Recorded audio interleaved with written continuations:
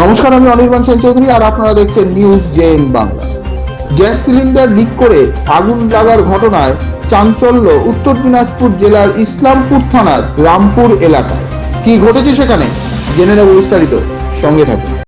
Gas cylinder leak করে আগুন লাগার ঘটনায় চাঞ্চল্য উত্তর দিনাজপুর জেলার ইসলামপুর থানার রামপুর এলাকায়। আগুন লাগার ঘটনায় প্রায় বেশ কয়েকটি বাড়ি পুড়ে যায় এবং গোটা এলাকায় রীতিমতো শোকের আবহ পড়েছে। মানুষ, স্থানীয়রা জানিয়েছেন, সম্ভবত রান্না করতেছিলেন এক মহিলা, তখনই গ্যাস সিলিন্ডার থেকে লিক করে আগুন লেগে থাকতে পারে। এই আগুনে বাইক সহ সাইকেল পুড়ে যায়, বেশ কিছু সামগ্রী পুড়ে যাওয়ায় ক্ষতি হয়েছে। ধোয়া উঠতেছে, আসার পর দেখলাম এখানে রান্না করতেছিল, হয়তো রান্না করাতে পাশে সিলিন্ডারও ছিল, সিলিন্ডার থেকে লিকেজ করে তারপরে আগুনটা পুরোপুরি ছড়ে যায়। কতগুলো বাড়ি এখানে ঘটনা ঘটেছে?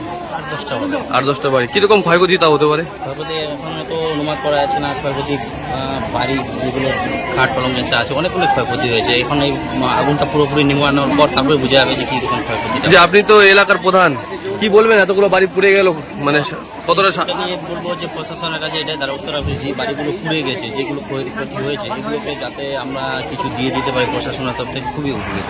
ফায়ার ব্রিগেডের গাড়ি আসছে? ফায়ার গাড়ি আসছে।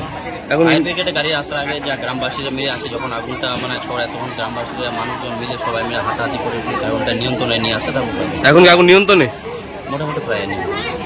এই কোন এলাকা এটা? এটা গাইসাল টু রামপুর গ্রাম।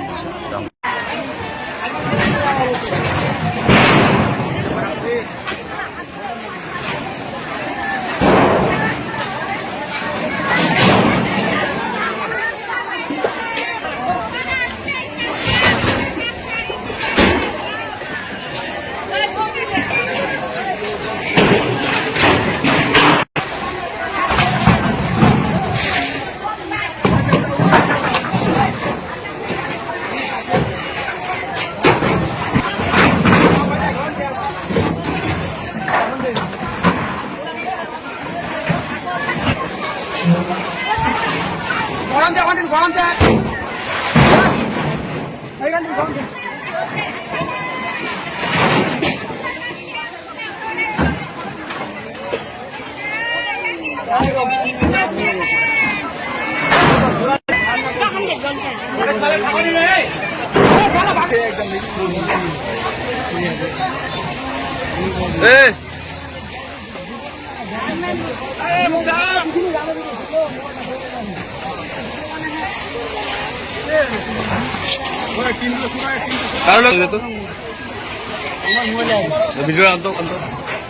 আগে উঠে ওটা ভিতরে দাঁড়ানো পুরো ভোগ ভোগ করে আগে